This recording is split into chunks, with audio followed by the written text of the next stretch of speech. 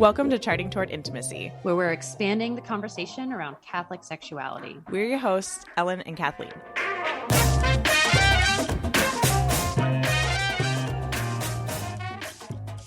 All right, welcome back to another Charting Toward Intimacy episode. I'm Ellen. I'm Kathleen. And today we are talking about scheduling sex. We are going to be kind of going through like pros and cons, when it works, when it doesn't, and just really like hashing it out a little bit. Yeah. Is it a good idea for you? Is it not a good idea for you? But it can be a really good tool to sort of, like making sure sex is a priority. So before we jump into this week's episode, I want to tell you about one of our partners, Tighten Your Tinkler. This is an at-home pelvic floor therapy program that really actually works. One of the things I was most drawn to about this program was the promise of no need for Kegel exercises and no penetrative work. The only Kegels I had to do were at the beginning to get a baseline so I could compare after a month. And my goodness, did I see a difference. I also love the fact that I did not need to go to a doctor's office. I have 2 kids. You listening probably have that or more. Getting childcare for doctor's appointments makes it prohibitively expensive for most women to get the pelvic floor therapy they need. The average woman spends $900 per year dealing with the issues related to pelvic floor dysfunction, from doctor's appointments to therapies to products that treat the symptoms only. And for less than $600, you can heal the root cause and get lifetime access to the Tighten Your Tinkler program to revisit anytime you need. The code CHARTING50 gets you $50 off the program. Go check out the link in the show notes. Okay, so scheduling sex, what Kathleen said before, like it is a tool in the arsenal of ways to improve your sexual relationship. Yeah.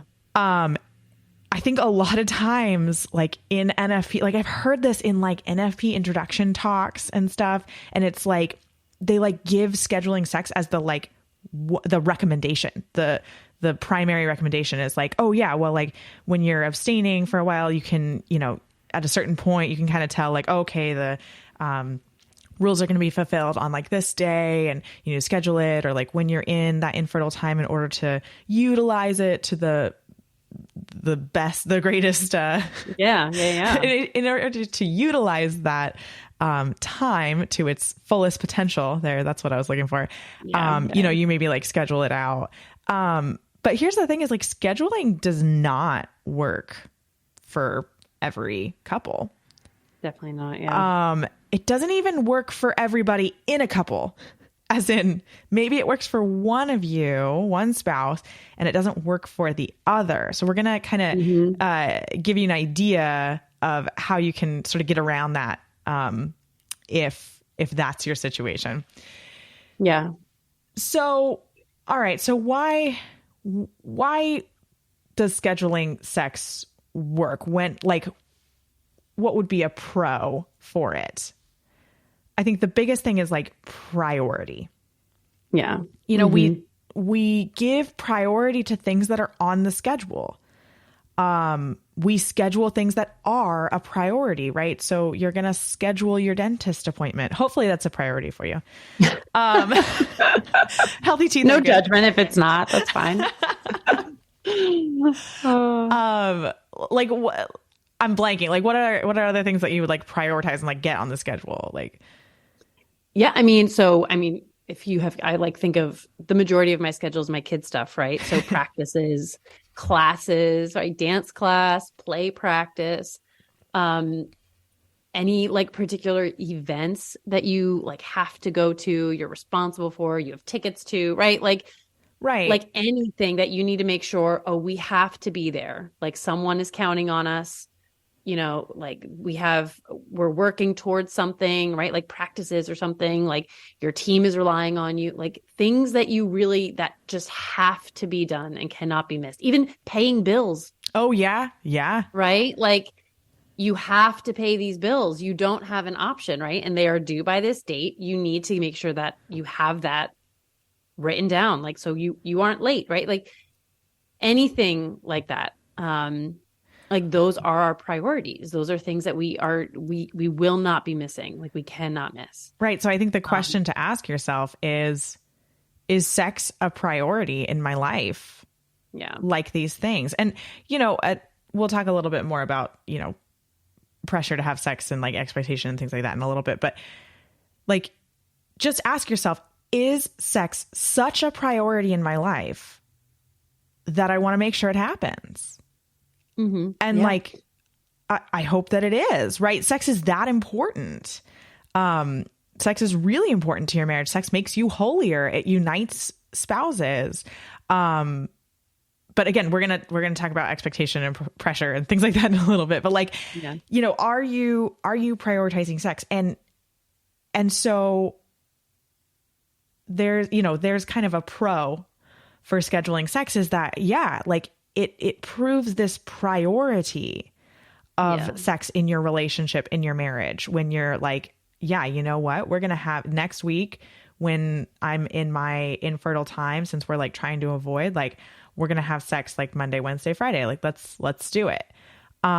Because now it's on your mind. Now you're thinking about it. Again, you're prioritizing it. I would also say that another pro, and this is for some people, that other people, this may be the opposite effect, but which would go in the cons list. But for some people, in scheduling it, you have it to look forward to, so that you can actually start getting excited, kind of ramping up before it even happens, right? Like, you wake up in the morning saying, oh, tonight's our night. Like, you can get in that you can spend your day getting in that mental headspace, which for women is so important. They say sex is like 90% mental. Yeah. Well, like the strongest 10% physical, right? I might be off on those numbers, but the strongest sexual organ for women is our mind, is our brain. Is the brain. It's not our clitoris. Exactly. For men, it's the penis, right? The brain is secondary. Yeah. Mm-hmm. Yeah, absolutely. I think that's huge. Is that, again, like, it's a pro if scheduling sex allows you to anticipate it, get excited, you know, you and your spouse can practice anticipatory foreplay. But it's a con. Now we can kind of dip into the cons. If putting it on the schedule, it's now this like doom in the future. Like, if it's like, it's on the schedule, it's like, oh my gosh, when Thursday rolls around, I'm going to have sex. And this has been already a really rough week. It's Wednesday. I can't even fathom that. Right. If it's on the schedule and it's now this like expectation and it's creating pressure to have sex, now it's a con. Now it's not, now it's not working. And that's when, you kind of just need to know yourself. You need to know what works for you and what doesn't work for you, because we are talking about, our biggest sexual organ being our brain, our greatest sexual organ being our brain. Everyone's brain works a little bit differently. So that's why we're saying this is a tool that maybe you can use, but maybe it's not going to work. Right. And it's it's one of those things that's like, it's worth a try. It is worth a shot for sure. Yeah. And it's also, it's worth more than one try too, right? If it didn't work once, don't just like toss it out completely. Right. Like, maybe next cycle, like give it like a month and like come back around to it and try it again, because you might have just been like, might have had a really rough week. Like Kathleen and I, before we started recording, we were talking about how rough the end of Lent has been. Oh my gosh. This podcast is Lent, all right. This is going to air Easter Monday, so we'll be out of Lent, but man, we are drudging through the end of Lent. We really are. Yeah, we really are. Okay.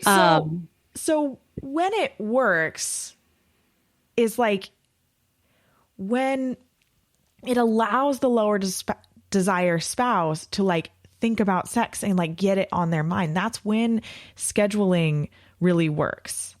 And I think too, something else of like when it works is if it's able to be like a flexible schedule. Yeah, that's important. I think that's huge, right? If you're listening to this and you're like, okay, if we scheduled sex and my spouse like it would have to happen. There'd be no flexibility around it. This might not be the tool for you, at least at this point in your sexual relationship. Like you might need to work on other things first. But like if it's able to be like a loose schedule, right? So if it's if you schedule it for Thursday, but then Thursday is like awful, and it's like, hey, hubby, whatever you call your spouse. Hey, babe. Sweetie. Hey, babe. Hey, honey. I just can't today. Like, instead, could we just sit and talk, or could you give me like a foot massage, or like, let's like read together. I don't know, something else. Whatever. Right. And then saying like, let's do it tomorrow. Right. Let's come together tomorrow. Reschedule. Right. Like allowing it to be rescheduled, allowing it, or another way of like loose schedule that I was thinking is if it's like, oh, hey, this is an example that literally just happened. Oh, hey, my in-laws are coming this weekend. Right. Let's like definitely have sex before the weekend. Right. And it's like, maybe it's Wednesday. So you've got like 3 possible days before the in-laws come.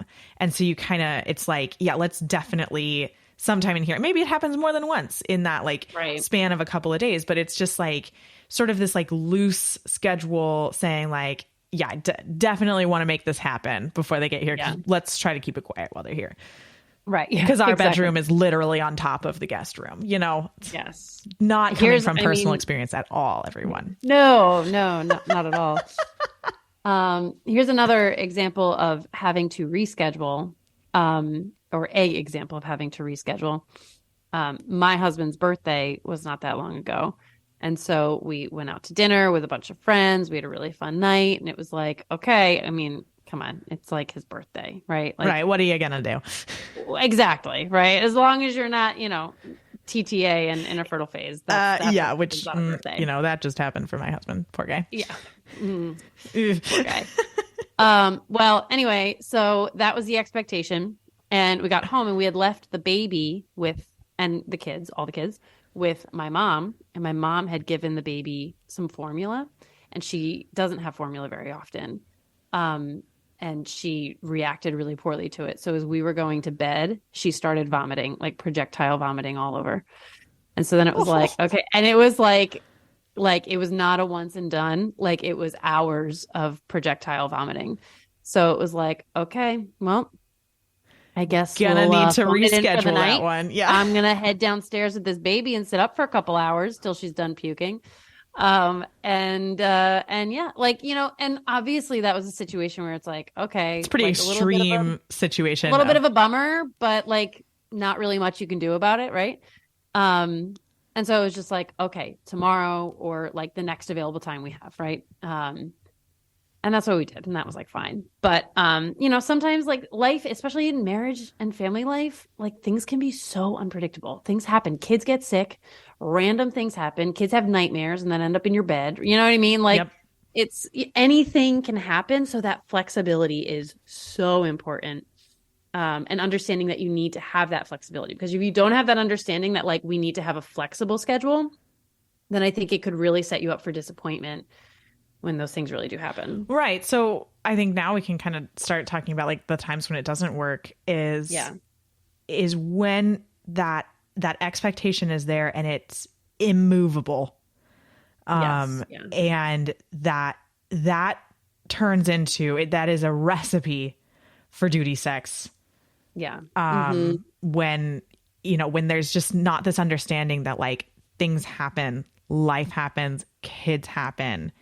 And so, when scheduling sex becomes this like pressure to have sex, even if you have a really hard day, or there's just this like expectation that it's going to happen, or even I think a difficult one too, like we were talking about like rescheduling, but like sometimes you have literally that bad of a day where it's like, I can't even promise you that we could have sex tomorrow. Like I just can't. Right. And so it's like, even if it's like, there's some flexibility, but not total flexibility, like that can create this like duty sex pressure to have sex situation, which is going to be the opposite of the whole point of scheduling sex, because the whole point is using this tool to better your sex life. And if it's somehow making it worse, then toss it out. Yeah. I think, go to bed. So anyway, so maybe, or so for us, Mondays are a good night, right? Maybe you can look forward in your minds and say, okay, Mondays are typically pretty good. So why don't we aim to have sex every Monday if we can, right? Like as long as we're not, in a fertile period where we're trying to avoid, like let's aim for sex every Monday. And I think that's a really good thing to use as a general guide to try and prioritize sex, but not as a hard and fast rule.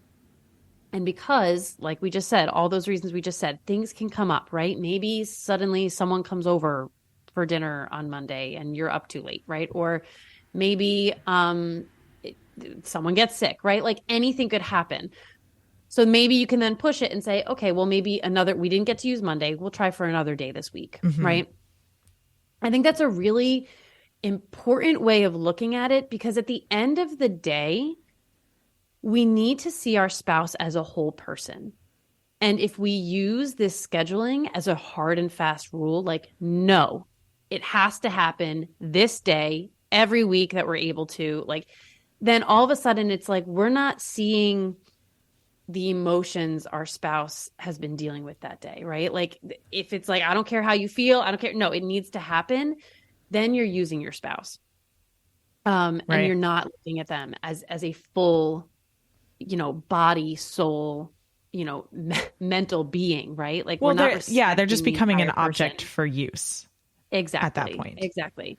So I think it's a good way, if it works for you, if it's something that works for you as a couple, it's a good way to sort of try and prioritize it, but with that flexibility so that your spouse still remains a whole person in your eyes. Yes.